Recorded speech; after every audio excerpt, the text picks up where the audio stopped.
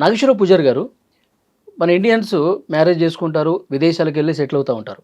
అలాంటి వాళ్ళకి మ్యారేజ్లో ఏమైనా ఇష్యూస్ వస్తే, వాళ్ళు ఏదైనా డైవర్స్ అప్లై చేసుకోవాలనుకుంటే, ఇండియాలో చేసుకోవాలా? అక్కడ చేసుకోవాలా? అంటే ఇప్పుడు ఒకటేందంటే మన ఇండియన్స్ ఉన్నారనుకుంటే ఇక్కడ పెళ్లి చేసుకుంటారు. మ్యాక్సిమం ఇండియన్స్ హిందూస్ కాబట్టి హిందూ మ్యారేజ్ యాక్ట్ ప్రకారం పెళ్లి చేసుకుంటారు. తర్వాత కెరీర్ పరంగా, జాబ్ల పరంగా, స్టడీస్ పరంగా విదేశాలలో నివసిస్తుంటారు. నివసించినప్పుడు ఏంటంటే వేరే దేశాలలో ఇప్పుడు అమెరికా లాంటి దేశం కావచ్చు, లేకపోతే యూకే, యూరప్, ఇంక ఇతర దేశాలు ఆస్ట్రేలియా, కెనడా, న్యూజిలాండ్ ఎక్కడైనా కూడా ఏంటంటే మన ఇండియాలో జరిగిన పెళ్ళిని అక్కడ కేసు వేసుకుంటే వాళ్ళు తీసుకుంటారు. తీసుకొని దాని మీద తీర్పులు ఇస్తారు. కానీ ఆ తీర్పు ఆ దేశం వరకే చెల్లుబాటు అవుతుంది. మళ్ళీ వాళ్ళు ఇక్కడ ఇండియాకి వస్తే భార్య భర్తలే. మళ్ళీ ఆ తీర్పు కాపీని తెచ్చుకొని మళ్ళీ ఇక్కడ వేసుకొని మళ్ళీ ఇక్కడ కోర్టులో వేసుకోవాలి. మళ్ళీ అక్కడ వచ్చిన ఆర్డర్ కాపీని తెచ్చుకొని మళ్ళీ ఇక్కడ కోర్టులో వేసుకొని ఆ కోర్టులో వేసుకొని అక్కడ నాకు ఫారిన్లో డిగ్రీ వచ్చింది, ఈ డిగ్రీని ఇక్కడ అమలు పరచండి అని చెప్పి కోర్టులో వేసుకొని మళ్ళీ ఇక్కడ అంతా కోర్టు ప్రాసెస్ చేయాలి. మళ్ళీ అంతా కోర్టు ప్రాసెస్ చేయాలి. అందుకని నేను ఎప్పుడైనా ఏం చెప్తా అంటే అందరికీ, మీకు ఇండియాలో పెళ్ళి అయి ఉండి ఓకే ఫారిన్లో నివసిస్తూ ఉంటే మీకు ఏమైనా మ్యాట్రిమోనియల్ ఇష్యూస్ వచ్చినప్పుడు మళ్ళీ ఇండియాలో ఫైల్ చేసుకోండి అని చెప్తాను నేను. అంతే తప్ప అక్కడ మళ్ళీ డబల్ ఎందుకు అని చెప్తాను నేను. నువ్వు ఇండియాలో ఫైల్ చేసుకోవడం వల్ల ఏంటంటే నీకు రెండు, ఒకటి కాస్టింగ్ కలిసి వస్తుంది, ఓకే, రెండోది నీకు ఇక్కడ అయిపోతుంది కాబట్టి మళ్ళీ నువ్వు అక్కడ డిగ్రీని మళ్ళీ ఇక్కడ చేసుకోవాల్సిన అవసరం లేదు. సో ఇక్కడ అయిపోతుంది. ఇక్కడ అయిపోయిన డిగ్రీని మళ్ళీ వేరే దేశాలు గుర్తించేస్తాయి. ఇక్కడ హైదరాబాద్ అంటే ఐ మీన్ టు సే ఇండియాలో కనుక నువ్వు డైవర్స్ తీసుకుంటే divorce degree valid in India and వాళ్ళు నివసించే కంట్రీలో కూడా. కానీ వాళ్ళు నివసించే కంట్రీలో డైవర్స్ తీసుకుంటే మళ్ళీ ఇండియాలో మళ్ళీ దాన్ని ఖచ్చితంగా మళ్ళీ కోర్టులో వేసుకోవాలి ఆ డిగ్రీని. ఓకే. సో ఇన్ని లీగల్ కాంప్లికేషన్స్ ఉండి మళ్ళీ ఇదంతా ఎందుకు కాబట్టి నేను ఏం చెప్తా అంటే మెయిన్ మ్యాట్రిమోనియల్ డిస్ప్యూట్ వచ్చినప్పుడు మీరు ఇండియాలోనే ఫైల్ చేసుకోండి. ఇంకా ఒకటి ఏంటంటే అందరికీ చాలా డౌట్ ఉంటుంది, ఇండియాలో లేట్ అవుతాయి, కోర్టులు స్లోగా పనిచేస్తాయి, లేకపోతే సంవత్సరాలు పడతా అంటారు. కానీ అట్లా ఏం లేదు. ఇండియాలో కూడా నీకు తొందరగానే, ఫారిన్ కంట్రీస్లో నీకు ఒక 6 months పడుతుంది, 6 to 8 months పడుతుంది ఏది డైవర్స్ రావడానికి. ఇండియాలో నీకు ఎంత లేదని ఇంకో 1 year ఎక్కువ అవుతుంది అంతే. కానీ మనం ఫారిన్ కంట్రీస్లో తీసుకుని డిగ్రీ తీసుకొచ్చి మళ్ళీ వేసుకుంటే మళ్ళీ అది కూడా అంతే టైం పడుతుంది కదా. మళ్ళీ అక్కడి నుంచి తీసుకొచ్చి ఇక్కడ వేస్తే మళ్ళీ 1 year మళ్ళీ 1 year పడుతుంది. ఓకే. మరి అదే ఇక్కడ వేసుకుంటే మొత్తం ప్రాసెస్ అంతా ఇక్కడ జరుగుతుంది కదా, కాస్ట్ కూడా పడిపోతుంది. ఫారెన్లో అసలు కోర్టుకి వెళ్ళిపోవడం బెటర్ అంటారు. నేను పర్సనలీ సజెస్టెడ్ దట్ ఫారిన్ కోర్టులో వేసుకోవద్దని చెప్తాను నేను. కాకపోతే కొన్ని ప్రత్యేకమైన కేసులు ఉంటాయి. ఏంటంటే ఇప్పుడు అక్కడ అమెరికా లాంటి దేశాలలో మనకు ప్రాపర్టీల రైట్ ఉంటుంది. హస్బెండ్ పెళ్ళైన తర్వాత సంపాదించిన దాంట్లో వీళ్ళకు భాగం ఉంటుంది భార్యకి. ఒకవేళ భార్య హౌస్ వైఫ్ అయినా, లేకపోతే భార్య కూడా సంపాదిస్తుంది, భర్త కూడా సంపాదిస్తుంటే ఆ లెక్కలు తేడా ఉంటాయి. వాటిలో రైట్ ఉంటుంది కాబట్టి దాన్ని case to case. Property issues ఏం లేవు అంటే, ఆస్తులకు సంబంధించిన లెక్కలు ఏం లేవు అంటే ఇండియా ఇస్ ద బెటర్. ఒకవేళ చిన్న లెక్కలే ఉన్నాయంటే కూడా ఇండియా బెటరే. ఓకే. ఇక పెద్ద ఎత్తున ఉన్నాయి అంటే ఆలోచించాలి దాన్ని. Okay sir. ఇప్పుడు విచారణకు పిలుస్తూ ఉంటారు కదా, ఈ 1 yearలో వాదనలు జరుగుతూ ఉంటాయి కదా, ఆ టైంలో కోర్టుకు రావాల్సిందేనా లేకపోతే? ఫారిన్ కంట్రీస్లో ఉన్న వ్యక్తులు ఇక్కడ ఉన్న వ్యక్తికి జీపే ఇస్తే సరిపోతుంది. ఓకే.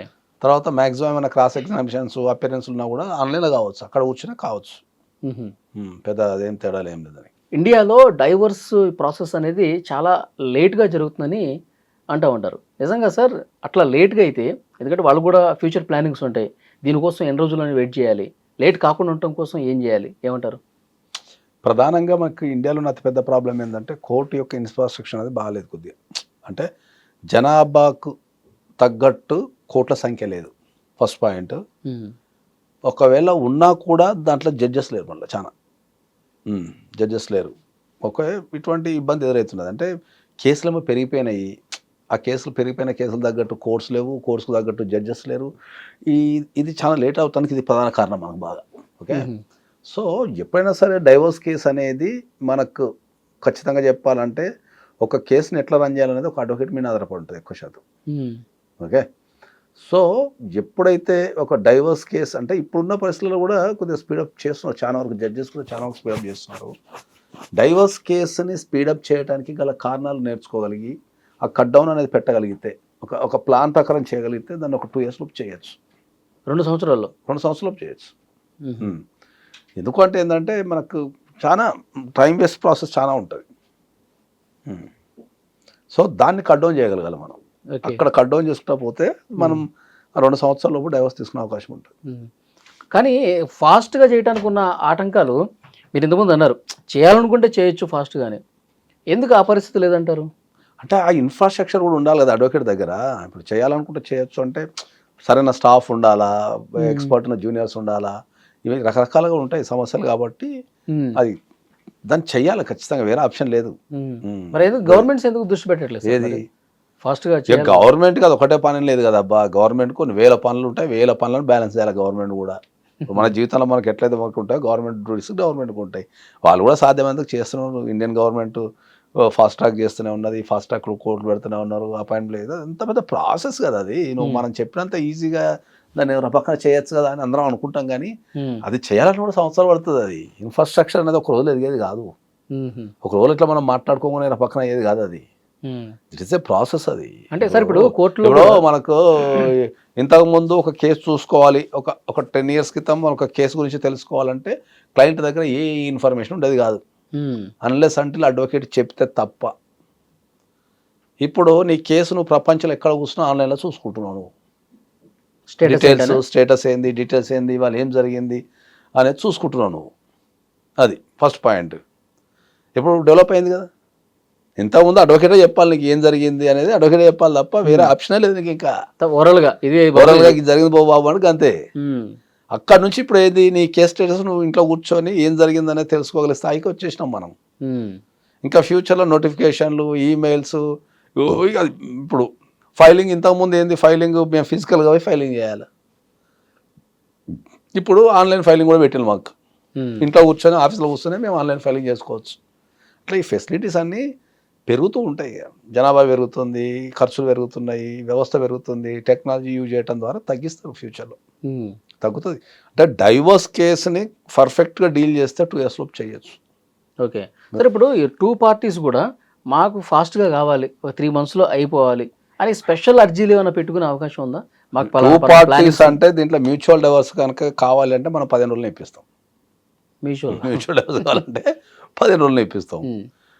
2 parties కూడా ఒకవేళ కంటెస్టెడ్ కేసు మాకు ఇమ్మీడియట్లీ తేలాలని ఒకరికొకరు కోఆపరేట్ చేసుకుంటే, కోఆపరేట్ ఇన్ ద సెన్స్ మనకు కోర్టులో ఉన్న ప్రొసీడింగ్స్లో కోఆపరేట్ చేసుకుంటే కూడా తొందరగా అవుతుంది.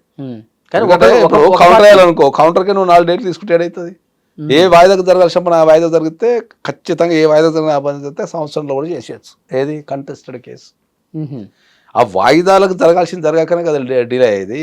ఇవాళ కౌంటర్ వేయాలా, ఆపోజిట్ పార్టీ వాళ్ళ కౌంటర్ వేయాలా. ఆ కౌంటర్కి 4 days తీసుకుంటే 4 నెలలు ఆనే అవుతుంది.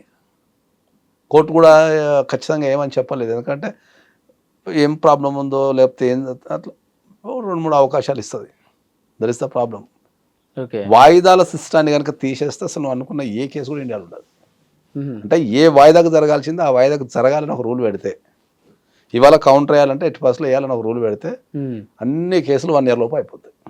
అదొక్క సిస్టమ్ తెస్తే చాలు జీవితం. అసలు లాలో వాయిదాలు ఇవ్వకుండా ఏ రోజు జరగాల్సిన పని ఆ రోజు జరగాలి అని ఒక్క రూల్ కనుక తేయగలిగితే అసలు ఏ కేసు ఉండదు ఇండియాలో. వాయిదా కాకుండా ఉండాలంటే పరిస్థితులు కూడా అనుకూలించాలి కదా వాళ్ళకి. ఏదో జ్వరం వస్తుంది, లేకపోతే అదే అంటున్నా కదా. ఇప్పుడు అదే చెప్తున్నా నేను. కావాలని వాయిదా కోరి కూడా ఉంటాయి కదా కొన్ని. చాలా వరకు 50% of the cases delay process ఉంటుంది. ఇప్పుడు ఏదో ఒక పార్టీ డిలే చేస్తారు. ఇప్పుడు డైవర్స్ కేసు ఉందనుకో, ఒకరికి అర్జెన్సీ ఉంటుంది, ఒకరికి ఆపరేటర్లకు అర్జెన్సీ ఉండదు, తిరగని అంటారు. అట్లా ఇప్పుడు భర్తకు డైవర్స్ కావాలని ఉంటుంది, అట్లా ఇస్తా అని ఈమె డిలే చేస్తుంది. ప్రాసెస్ డిలే చేస్తుంది. ఎంత వీలైతే అంత డిలే చేస్తాం. ఆ డిలేని కట్ చేయగలగాలి. అది దట్స్ వాట్ ఐఎమ్ టెల్లింగ్. ఆ డిలేని కట్ చేయగలిగితే చేయొచ్చు మనం. సార్ ఇప్పుడు కోర్టులు, క్రిమినల్ కోర్టు, సివిల్ కోర్టు ఇవన్నీ ఉంటాయి కదా సార్, ఫ్యామిలీ కోర్టు. మరి ఏ కేసు దాంట్లోనే ఉంటుంది కదా, అయినా కానీ ఎందుకు డిలే అవుతుంది అంటారు? కేసులు సివిల్ కోర్టు, ఫ్యామిలీ కోర్టు అని చెప్తున్నావు కదా. కేసులు ఆ కోర్టులలో విపరీతంగా పెరుగుతున్నాయి. ఇప్పుడు నువ్వు ఫ్యామిలీ కోర్టు తీసుకో. ఫ్యామిలీ కోర్టు తీసుకుంటే డైవర్స్ రేషియో పెరుగుతుందా తగ్గుతుందా? పెరుగుతుంది. మరి పెరిగినప్పుడు ఇంకా కేసులు పెరిగినప్పుడు డిస్పోజ్ చేసే కేసులు ఎన్ని ఉంటాయి? సివిల్ పంచాయతీలు ఇది విపరీతంగా పెరిగిపోయినాయి. నీకు ల్యాండ్ ధరలు పెరిగినప్పుడు ప్రతిదీ గొడవలే కదా. ఇప్పుడు ఉన్న పర్సంటేజ్లో నీకు ఒక 5% గొడవ ఉన్నా కోట్లు మొత్తం నిండిపోతాయి. అట్లా కాబట్టి ఇప్పుడు ప్రతిదీ ఇప్పుడు కాంట్రాక్ట్ ప్రతిదీ ఇంతకుముందు ఓరల్లో బతుకుతుండే మనం. ఇప్పుడు ప్రతిదీ పేపర్ మీద పెడుతున్నాం కాబట్టి పేపర్ మీద పెట్టే ప్రతి ఒక్కటి కోర్టు సంబంధమే కదా. అట్లా సేల్స్ పెరిగిపోయినాయి, అపార్ట్మెంట్లు పెరిగిపోయినాయి, దాంతో లిటిగేషన్ పెరిగిపోతుంది, ల్యాండ్ ధరలు పెరిగిపోయినాయి, జనాలు పెరిగిపోయారు, అన్ని లిటిగేషన్ పెరుగుతూనే ఉంటుంది. అది కాబట్టి డిలే కూడా అట్లా పెరుగుతూ పెరుగుతుంటుంది కదా. అంత ఇన్ఫ్రాస్ట్రక్చర్ డెవలప్ చేయాలి అంటే చిన్న చిన్న మార్పులు చేస్తే న్యాయ వ్యవస్థ బాగుపడుతుంది. దాంట్లో దృష్టి పెట్టాలి. ఎవరు పెడతలేరు, నేను పెడతా దానిపైన. సార్ ఇప్పుడు మీ తెలివైన న్యాయవాదులు తలుచుకుంటే ఈజీగా అవుతుందంటారు. మినిమం 1 yearలో స్కిల్డ్ కదా అది. స్కిల్డ్ దాన్నే స్కిల్డ్ అంటారు దానికి. అట్లా ఇప్పుడు న్యాయవాది స్కిల్డ్ ఏదైనా ఎటైనా తిప్పగలగాల కేసుని, అది స్కిల్డ్ అది. అట్లా ఇప్పుడు ఒక యాక్టర్ ఏ క్యారెక్టర్ ఇచ్చినా ఒక యాక్టర్ చేస్తారని ఎట్లా మాట్లాడతారో ఏ కేసు ఇచ్చినా ఒక న్యాయవాది ఎటైనా తిప్పగలిగితే దాన్ని స్కిల్డ్ అంటారు. అంటే వీరికి కేసు ఇస్తే వీడు ఎటైనా తిప్పుతాడు అనేది స్కిల్డ్. ఓకే సార్, ఒక ఎగ్జాంపుల్ చెప్పండి. మీ దగ్గర చాలా కేసులు మీరు డీల్ చేశారు కదా, ఎంత తక్కువ టైంలో బెస్ట్ తక్కువ టైం ఏది మీరు తీసుకున్నది డైవర్స్ కేసు? ఎంత తక్కువ టైం అంటే నీకు ఇప్పుడు కంటెస్టెడ్ కొన్ని కేసులు 1 year లోపైనే ఉన్నాయి. అయితే అంటే ఇప్పుడు జడ్జిని బట్టి ఇప్పుడు కొంతమంది జడ్జెస్ ఉన్నారు. అంటే నేను ఎక్స్ప్లెయిన్ చేసేదంటే పేరు చెప్పలేను కానీ డేట్స్ 1 week 10 days 15 days పరా ఇచ్చేస్తారు. అట్లాంటి జడ్జి ఉంటే అనుకో అంచనా కేసు ఆపలేం, వాళ్ళు ఆపరు కేసులు. త్వరగా క్లోజ్ చేయాలని వెళ్ళిపోతుంటారా. అది ఒక్కటి. ఇప్పుడు కర్ణుడి చావుకి 100 కారణాలు ఎట్లుంటాయో ఒక కేసు డిలే కావడానికి మనం ఏ కారణం చెప్పలేము, పలానా కారణం చెప్పలేము అంటున్నాను. అది ఇండియాలో యావరేజ్గా 2 years సార్ ఏది డిలే? 2 years అనేది స్కిల్డ్ అడ్వకేట్ దగ్గర. స్కిల్డ్ ఉండి ఇన్ఫ్రాస్ట్రక్చర్ ఉండాలి. అంటే మంచి ఆఫీసు పనిచేసే వ్యక్తులు అంత ఉంటే అది 2 years లోపు అవుతుంది. నీకు ఇన్ఫ్రాస్ట్రక్చర్ లేకపోతే కష్టం. ఒక అడ్వకేట్ 5 ఏళ్ళు కూడా ఉంటాయా కేసులో డిలే? సింగిల్ అడ్వకేట్ మల్టిపుల్ పని చేస్తే నీకు ఎట్లా కష్టం కాదు. డ్రాఫ్టింగ్ వాళ్ళే చేసుకొని కోర్టుకు వాళ్ళే అటెండ్ అయిపోయి క్లయింట్ని వాళ్ళే తీసుకొని అది కష్టం అవుతుంది. అట్లా అడ్వకేట్ పనిని మొత్తం విభజిస్తే తక్కువ అవుతుంది. అన్నీ నేనే చేసుకోవాలంటే నేనే కోర్టుకు పోయి నేనే డ్రాఫ్టింగ్ చేసి నేనే అడ్మినిస్ట్రేటివ్ వర్క్ చేసి అన్నీ నేనే చేయాలంటే కష్టం అవుతుంది. అదే ఇప్పుడు ఎవరి పనాలు చేసుకుంటా పోతే వెళ్ళిపోతుంది. ఇప్పుడు డ్రాఫ్టింగ్ ఒకళ్ళు చేస్తారు, ఎక్స్పర్ట్స్ ఉంటారు, దాన్ని మనం రివ్యూ చేస్తాము. అట్లా మనం ఇప్పుడు డ్రాఫ్టింగ్ చేయాలనుకో సపోజు మనం మెయిన్ కీ పాయింట్స్ చెప్తాం, వాళ్ళు కొట్టి ఇచ్చేస్తారు, టైపింగ్ చేసి ఇచ్చేస్తారు, మళ్ళీ దాన్ని ఒకసారి చూసుకొని ఓకే అప్లోడ్ ఇచ్చేస్తాం. అట్లా అప్పుడు నీకు టైం కట్ డౌన్ కాదు, అప్పుడు కేసు కట్ డౌన్ అయిపోతుంది. అట్లా ఈజీ అయిపోతుంది. Thank you very much.